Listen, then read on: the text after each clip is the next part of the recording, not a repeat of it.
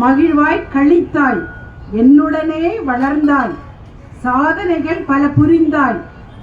சுற்றுச்சூழல் எனும் குழந்தையாய் நான் உங்கள் முன் வேண்டுகோள் விடுக்கின்றேன். பூமி யாவருக்கும் பொது.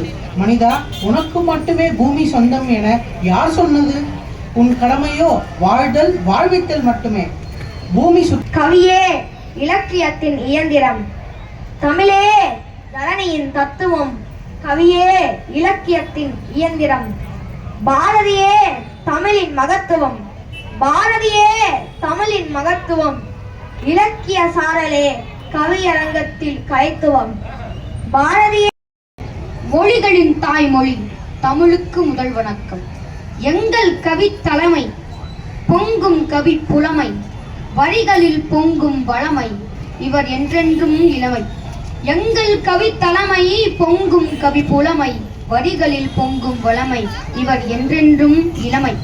நாங்கள் பிறந்ததோ பாரதி பிறந்த நாளன்று, நாங்கள் பிறந்ததோ பாரதி பிறந்த நாளன்று. தலைமையோ வைர பாரதி ஐயா என்று, தலைமையோ வைர பாரதி ஐயா என்று. வர வேண்டும் என்ற சிரமத்தினால் கார்த்திகேயன் வரவில்லை. அதற்கு பதிலாக கார்மேக கண்ணனே வந்திருக்கிறார். சென்றிருக்கிறேன். ஆனால் இவ்வளவு பெரிய கூட்டம் எங்கேயும் நான் பார்த்ததில்லை. அந்த அளவுக்கு பொதுமக்கள் இவ்வளவு ஆர்வம் காட்டுகிறார்கள். அதற்கு முதல்ல நன்றியும் என் வணக்கம். நான் தற்பொழுது தலைப்பிலிருந்து நழுவினாலும் இந்த சுற்றுச்சூழல் பாதுகாப்பை பற்றி ஏற்கனவே எழுதி வைத்த ஒரு கவிதையைத்தான் உங்களுடன் பகிர்ந்துள்ளது. சுற்றுச்சூழலுக்கு சுத்தம் காமி என தன் அர்த்த கவிதையை அற்புதமாய் வெளிப்படுத்திய கவிஞர் கிருஷ்ணன் அவர்களுக்கு வாழ்த்துக்கள். பிள்ளைகள் என்றால் மட்டமா? உங்களுக்கு பூமியே அழித்து விடலாம் என்ற திட்டமா? உங்களுக்கு அமைப்புக்கு எங்கள் நன்றியை தெரிவித்துக் கொள்கிறோம். இப்போது கவியரங்கத்தை சிறப்பாக முடிச்சிருக்காங்க. கவிஞர் வைரபாரதி ஐயா அவர்களுக்கு மரியாதை செலுத்துமாறு திரு முரளி அவர்களை மேடைக்கு அழைக்கிறேன். தினமும் நடக்கிறேன். ஓஎம்ஆர் பக்கத்தில் செம்மஞ்சேரியில் என்னுடைய வீடு. அங்கே நான் நடக்கிறேன். இந்த பார்க்கை பார்த்து நான் ரொம்ப வியந்து போனேன். காரணம் என்ன அப்படின்னு சொன்னாக்கா, சுற்றுப்புற சூழல் தான்.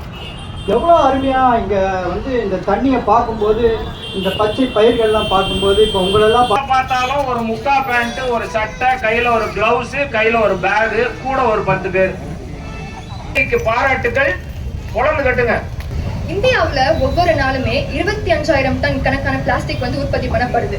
ஆனாலும் நம்ம கடைக்கு போகும்போது கொஞ்சம் கூட தயங்காம இன்னொரு பிளாஸ்டிக் பேக் வாங்கி கேட்கிறோம். அதே மாதிரி சாப்பிட்டு முடிச்சுட்டு ரோட்லயே சாக்லேட் ராப்பர்ஸ், பிஸ்கெட் ராப்பர்லாம் கீழே போட்டுட்டோம். இதெல்லாம் பண்றது கவர்மெண்டோ சொசைட்டியோ கிடையாது, நீங்களும் நானும் தான். ஏன்னா ரோட்ல சகோதரி சின்மயி பேப்பரில் எழுதி வந்தார். என்னிடம் பேப்பரே இல்லை. எதற்காக? அது சுற்றுச்சூழலுக்கு எதிரானது என்பதற்காக.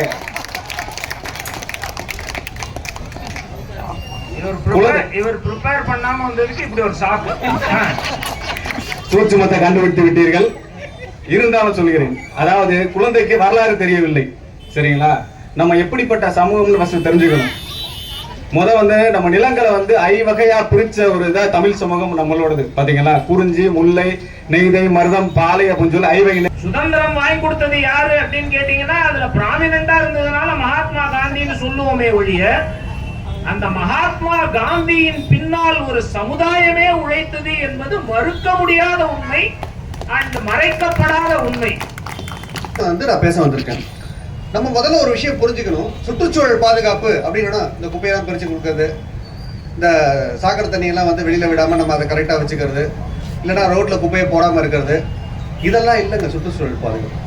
சுற்றுச்சூழல் பாதுகாப்பு அப்படிங்கிற ஒரு விஷயம் இது இல்லை. அப்படி இருந்ததுன்னு வச்சுக்கோங்களேன், இப்படி போட்டுமா?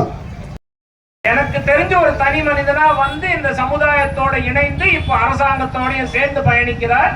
அந்த தனி மனிதர் 60 காணும் இளைஞர் முரளி அவர்களை மேடைக்கு அழைக்கிறேன். அனைத்து வகை உயிரினங்களுக்குமே அது தேவையானது. மரம் மூச்சு விடலை அப்படின்னாக்க மனிதர்களாகிய நாம் மூச்சு விட முடியாது. அதாவது இன்றைக்கு கொடுக்கப்பட்டு இருக்கக்கூடிய தலைப்பு 3. ஒன்று, சுற்றுச்சூழலை பாதுகாக்க வேண்டிய பொறுப்பு அரசாங்கத்துடையதா, சமுதாயத்துடையதா, தனி மனிதர்களுடையதா? அதாவது யார் பாதிப்பை உருவாக்குகிறார்களோ அவர்கள் தான் அதை சரி செய்ய வேண்டும். அதான் நியாயம்.